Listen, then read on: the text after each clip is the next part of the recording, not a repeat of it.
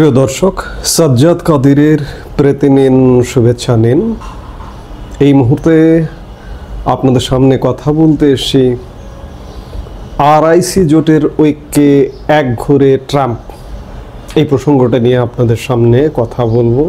আমি বাংলাদেশের মানুষ, বেশিরভাগ সময় বাংলাদেশ নিয়ে, বাংলাদেশে এত ঘটনা ঘটছে যে কোনটা রেখে কোনটা কথা বলবো, কিন্তু ভূ রাজনীতিতেও যে নানা রকম ঘটনা ঘটছে আপনারা লক্ষ্য করছেন নিশ্চয়ই। আরআইসি জোট, রাশিয়া, ইন্ডিয়া, চায়না ঐক্য হতে যাচ্ছে এবং বিশ্ব হয়তো এক বিরল ঐক্য দেখছে, যা মার্কিন যুক্তরাষ্ট্রের দীর্ঘদিনের কর্তৃত্ব খর্ব হতে যাচ্ছে যদি এই জোটটি এক হয়। ইতিমধ্যে জাপান সফর শেষে চীনের মাটিতে পা রেখেছেন ভারতের প্রধানমন্ত্রী নরেন্দ্র মোদী। 25তম এসসিও বৈঠকে যোগ দিতে শনিবার প্রধানমন্ত্রীর বিশেষ বিমান এয়ার ইন্ডিয়া ওয়ান পৌঁছালো চীনের তিয়ানজিন শহরে। ভারত তো বটেই, মোদির এই সফরে বাড়তি নজর গোটা বিশ্বের, বিশেষ করে ট্রাম্পের শুল্ক যুদ্ধের মাঝেই চীন ভারতের এক মঞ্চে আসা আমেরিকার জন্য জোরালো বার্তা বলেই মনে করা হচ্ছে। এই বৈঠকে যোগ দিচ্ছেন রুশ প্রেসিডেন্ট ভ্লাদিমির পুতিন, তুরস্কের প্রেসিডেন্ট এরদোগান, ইরানের প্রেসিডেন্ট পেজেশকিয়ান ও উত্তর কোরিয়ার শাসক কিম জং উন। এক বিরল বৈঠক হতে যাচ্ছে নিকট অতীতে এমনটা ঘটেনি। এরই মধ্যে ডোনাল্ড ট্রাম্প আবার নিজ দেশের আদালত কর্তৃক শুল্ক নিয়ে, এই যে শুল্ক মানে বিদ্ধ করছেন সারা পৃথিবীকে, আদালত কর্তৃক চ্যালেঞ্জের মুখে পড়ে গেছেন। আজ আমরা যে মুহূর্তে কথা বলছি, আজ 31শে আগস্ট থেকে 1 সেপ্টেম্বর পর্যন্ত চীনের তিয়ানজিনে বসছে 25তম সাংহাই কোঅপারেশন বৈঠক। সন্ত্রাস, বিচ্ছিন্নতাবাদ ও চরমপন্থার মতো পরিস্থিতি মোকাবেলায় 10টি সদস্য দেশ নিয়ে গঠিত হয়েছিল এসসিও। তবে সময় বদলেছে, সমসাময়িক বিশ্বকে গুরুত্ব দিয়ে নতুন উদ্দেশ্য যোগ হয়েছে এসসিওতে।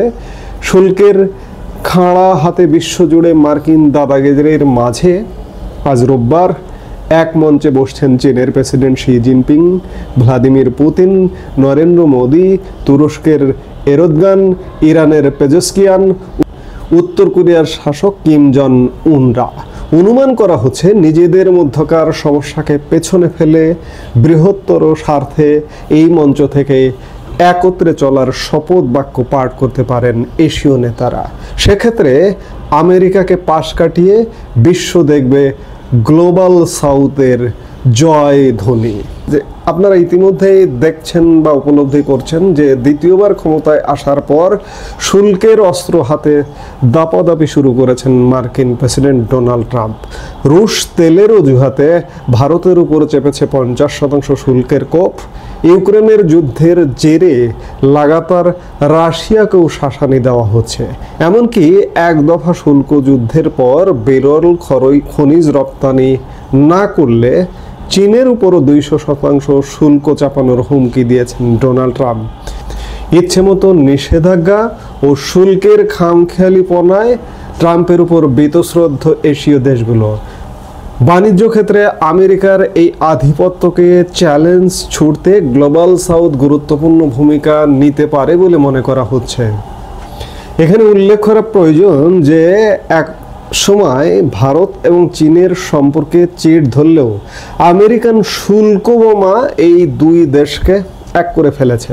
2020 সালে গালওয়ান সংঘাতের পর এটাই মোদির প্রথম চীন সফর। এটি বছরের হিসেবে যদি হিসেব করেন 7 বছর পরে প্রতি ভারতের উপর 50% শুল্ক আরোপ করেছেন ডোনাল্ড ট্রাম্প, যার বিরোধিতা করে ভারতের পাশে দাঁড়িয়েছে চীন। এই অবস্থায় মোদির সফরের দিকে বাড়তি নজর গোটা বিশ্বের। কেবল চীনা প্রেসিডেন্ট নন, রুশ প্রেসিডেন্টের সঙ্গেও বৈঠক করবেন মোদি। বিশ্লেষকদের অনুমান একজোট হয়ে আমেরিকাকে রক্ষার কৌশল কষতে পারে ভারত, চীন, রাশিয়া। প্রশান্ত মহাসাগরীয় এলাকায় চীনকে রুখতে ভারতকে কাজে লাগানোর পরিকল্পনা ছিল আমেরিকার, কিন্তু সেই পরিকল্পনা কিংবা সেই আশা ইতিমধ্যে গুড়ে বালি। আপনারা আরেকটি বিষয় খেয়াল করেছেন যে এই যে রাশিয়া ইউক্রেন যুদ্ধ, এই যুদ্ধ বন্ধে মার্কিন যুক্তরাষ্ট্র বা ডোনাল্ড ট্রাম্পের তৎপরতা আপনারা দেখলেন। এই যে 15 দিন আগে 15 আগস্ট ভ্লাদিমির পুতিনের সাথে আলাস্কা বৈঠক করলেন, 18 আগস্ট জেলেনস্কি সহ ইউরোপীয় নেতাদের সাথে বৈঠক করলেন ডোনাল্ড ট্রাম্প, কিন্তু সেগুলো সব ব্যর্থতায় পর্যবেসিত হয়ে গেল ইতিমধ্যেই।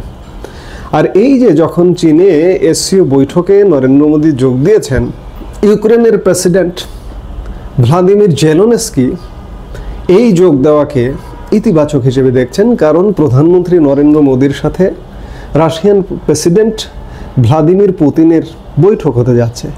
এই বৈঠকের আগ মুহূর্তে গতকাল শনিবার সন্ধেবেলা জেলেনস্কি প্রধানমন্ত্রী নরেন্দ্র মোদীকেও ফোন দিয়ে বসেছেন যে ভারতের বিশ্বস্ত বন্ধু জেলেনস্কি বা ইউক্রেনও বন্ধু, সেই জায়গায় জেলেনস্কি প্রধানমন্ত্রী নরেন্দ্র মোদীকে অনুরোধ করেছেন যে আপনি আমাদের জন্য মধ্যস্থতা করুন। তাহলে বুঝুন যে বিশ্বে ট্রাম্পের বিশ্বের বাইরে নরেন্দ্র মোদীর গ্রহণযোগ্যতাটা কেমন। বাংলাদেশও কিন্তু এর বাইরে নয়। আগামী 1 তারিখ, আজকে 31 তারিখ, 1 সেপ্টেম্বর, এই 1 তারিখের পরে বাংলাদেশ নিয়েও কিছু একটা ঘটবে, এটাই প্রত্যাশিত। কারণ বাংলাদেশেও মার্কিন ডলার খেকোদের এই মুহূর্তে দৈরাত্য বলুন, তাণ্ডব বলুন চলছে। মার্কিন যুক্তরাষ্ট্রের কর্তৃত্ব যখন বিশ্ব থেকে খর্ব হবে, যখন পিছু হটবে, বাংলাদেশ থেকেও মার্কিন যুক্তরাষ্ট্র পিছু হটতে বাধ্য হবে। বাংলাদেশে যারা ডলার খেয়ে তাণ্ডব করছেন, লাফিয়ে বেড়াচ্ছেন, দাপিয়ে বেড়াচ্ছেন, তাদেরও কর্তৃত্ব খর্ব হবে। সব কিছু বিচার বিশ্লেষণ করে আরআইসি জোটটি হতে যাচ্ছে। বাংলাদেশ তো বটেই, বাংলাদেশ বিশ্বের একটি অংশ, বিশ্বের জন্য একটি নতুন দিশা দেবে বলেই মনে হয়। এখন দেখার বিষয় যে সামনে কি ঘটতে যাচ্ছে, আমরা নিশ্চয়ই দেখব। এই মুহূর্তে এ পর্যন্তই। সবাই ভালো থাকুন, সুস্থ থাকুন। আমাদের ভিডিওগুলো নিয়মিত পেতে সাবস্ক্রাইব করুন Sajjad Kadir and the legends YouTube channel এবং লাইক, কমেন্ট, শেয়ার করে সাথে থাকুন।